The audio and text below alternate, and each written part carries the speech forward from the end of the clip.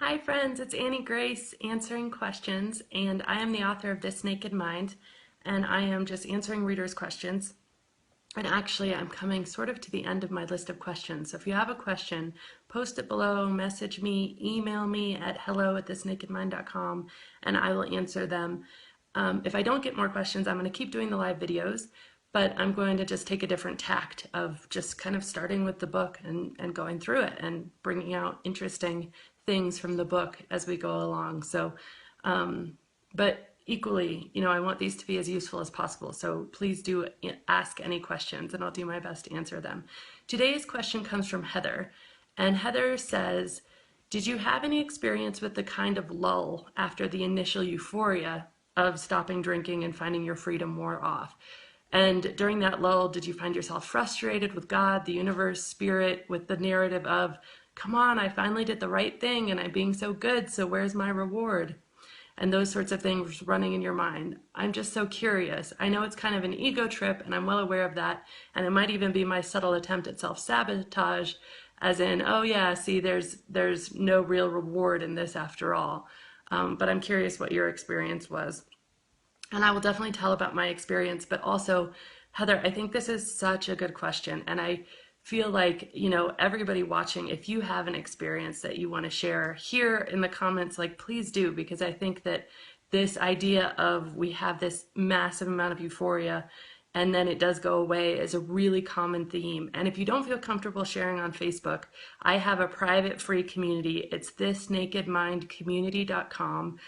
And it's, all sorts of these sorts of questions get debated all the time. And so I think this would be a really good one. And when you post on there, lots of people respond. And it's really cool because you can join under any name you want. You can hold your anonymity, etc. So definitely feel free to do that. But my experience was that how I saw it, I guess, was that there was two ways you could quit drinking. And one was kind of what I saw my friend do, and that was really sort of say, okay, I'm making this decision. And her decision came from a place of pain in her life. She had a lot of negative experiences with drinking. She finally got to a place where it was enough pain that motivated her to quit.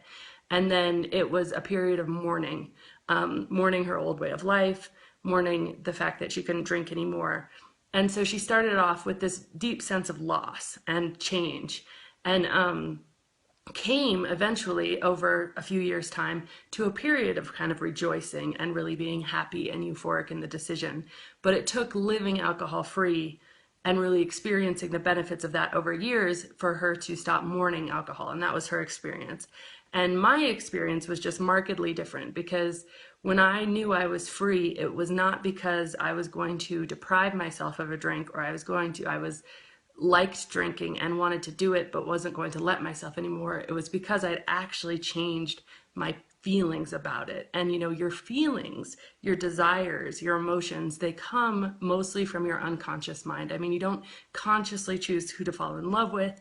You don't consciously choose your mood. And so of course, they're built on conscious factors, but ultimately your feelings are really emotions spring from your unconscious.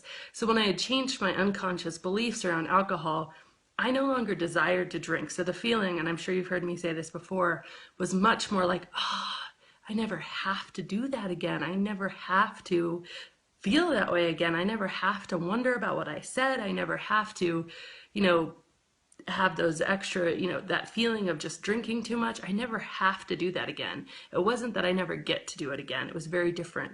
And with that feeling, it was an extreme sense of euphoria that lasted probably 30 days, maybe a month and a half. And I think, although in my personal belief, starting this journey with a sense of euphoria. I was reading a post today on This Naked Mind community, and the guy was saying, okay, when does the honeymoon phase end? Because I'm just so stoked. It's been about 3 weeks and I'm so happy, but I can't imagine, this has to end at some point. It has to go back to normal life, right? And a lot of people wrote back like, yeah, it does go back to normal life, but that's the thing about any marked, amazing change in your life. When you get married, the honeymoon phase, it is a honeymoon phase for a reason. When you even get a new job or when you graduate, it is a phase. It's something that you feel really deeply for a finite period of time because we can't last in that sort of euphoria forever. But what a better way to kick off your journey than feeling that type of euphoria? That being said, Heather, I totally get that when you come to the end of that sort of honeymoon phase of just the bliss and the freedom and the whole world stretching out in front of you, not ever having to drink again, it can be like, whoa, okay, well, what's going on? And of course, you start to forget all the reasons you stopped drinking in the first place. And a lot of people, dabble back in it again, for a night or two, and then pretty quickly say, oh, that's why I don't drink anymore, and then they're back sort of on track. And I think a lot of people have reported that that's the case. But I do think, life just in general is what happens when you stop drinking is that you have to realize you stop self-medicating everything that you were self-medicating. So if you were somebody who, like me, suffered from depression or suffered from anxiety, and when I would be really anxious, if I could just reach for a bottle of wine and drown my anxiety, it did nothing to actually address my anxiety or the anxious thoughts or the pattern of thought that was causing it, but it surely did make it go away, make me pass out and whatever. I wasn't feeling it anymore. And so when you stop self-medicating, you come face to face with who you are and what your life is all about and what's going on in your life. And some of those things just need addressed, I mean, it's not going to be all roses if it wasn't roses before. Not drinking is taking away something that, yeah, was adding a lot of extra stress and adding a lot of extra baggage, especially emotionally, if you were doing something you didn't want to be doing, and internally, cognitively. But equally, it's not as if that you're going to ride off into the sunset if there's things that you were self-medicating that you haven't dealt with. And my friend Holly Whitaker of Hip Sobriety, she has what she calls Hip Sobriety School, and it's starting soon.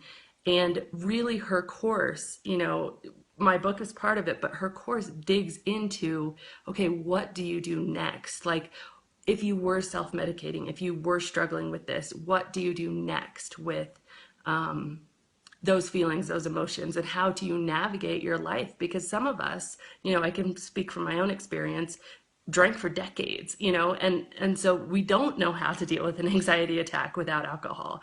And when that euphoria wears off, that euphoria was keeping us buoyant. We weren't necessarily facing the daily life, the daily grind, the daily things. And when that wears off, you can come face to face with the things that are really true in your life. I think the important thing to remember is that alcohol didn't fix it in the beginning. It's not going to fix it in the end.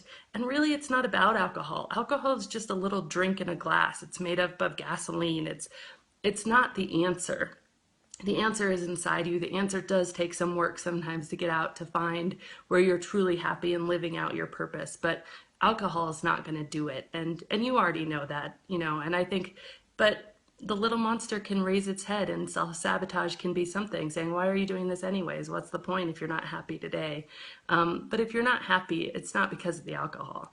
There's other things need to be addressed. And I think that's a journey that we all go on to some degree. And with this Naked Mind, obviously, you kick off your journey with this huge sense of euphoria. Yes, like anything, the euphoria can pass away. But think of the alternative. You reach a point where you're in a lot of pain and you stop drinking because of that pain. And then you kick off the journey with this sense of deprivation. And I mean, being aware of the fact that the euphoria will pass, the honeymoon period will pass, I think it's really important. And again, I'd love to hear other people's opinion on this, because there's a lot of talk about this on the Naked Mind community and a lot of things people do. And my friend Heidi Mayo, she has this brilliant blog at HeidiMayo.com. And she just talks about how she just continues to indulge herself because she was spending so much money on alcohol, and now she'll go and she'll get massages and she doesn't worry about it, or she'll order fancy dessert and she doesn't worry about it. And so she adds all these little extra sparkly things into her life in order to just keep that going, in order to continuously reward herself for this amazing decision that she's made, this life-affirming, healthy decision that she's made. And I think that's really good advice. And, definitely something I do is, now if I go out to dinner and I'm like, oh, I really did want the crab, but man, that's expensive, I instantly think, oh yeah, but I'm not paying $12 for a glass of wine, so guess what? I'm gonna get the crab, and I do that because why not? And I feel that, continuing to just kind of reward yourself for your good decision well after you've made it, years after you've made it, I think is a really cool and powerful thing. But anyway, thank you, Heather, so much for the question. Again, please post questions. This is Annie Grace, author of This Naked Mind, and have a wonderful evening. This has been Annie Grace with This Naked Mind podcast. Thank you so much for listening. You can learn more at thisnakedmind.com. And please remember to rate, review, and subscribe, as it really helps us spread the word.